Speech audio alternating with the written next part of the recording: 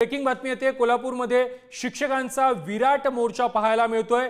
विविध शैक्षणिक मागण्यांसाठी शिक्षकांनी हे आंदोलन केलेलं आहे। 15 मार्च 2024 च्या संच मान्यतेचा शासन निर्णय रद्द करावा अशी मागणी या शिक्षकांनी केलेली आहे।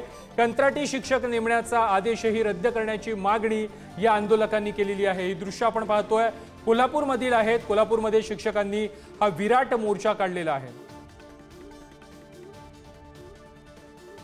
कोल्हापूरमध्ये आज शिक्षकांनी विराट मोर्चा काढलेला आहे। विविध शैक्षणिक मागण्यांसाठी शिक्षकांचं हे आंदोलन कोल्हापूरमध्ये पाहायला मिळतंय। 15 मार्च 2024 च्या संच मान्यतेचा शासन निर्णय रद्द करण्याची मागणी करण्यात येते।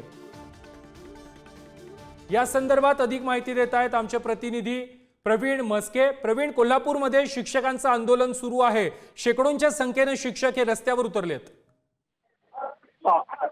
खरं पाहिलं तर हा महामोर्चा 25 तारखेलाच काढण्यात येणार होता, परंतु अमित शहा यांच्या दौऱ्यामुळे हा महामोर्चा 27 तारखेला आज कोल्हापुरात निघालेला आहे।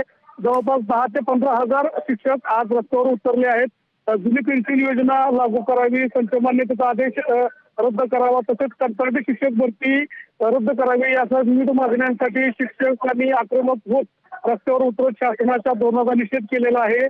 कलेक्टर ऑफिसवर आज मोठा महामोर्चा काढण्यात आलेला आहे। त्याच्यामुळे शहरातील बहुतांश रस्त्यावरील वाहतूक विस्कळीत झालेली आहे।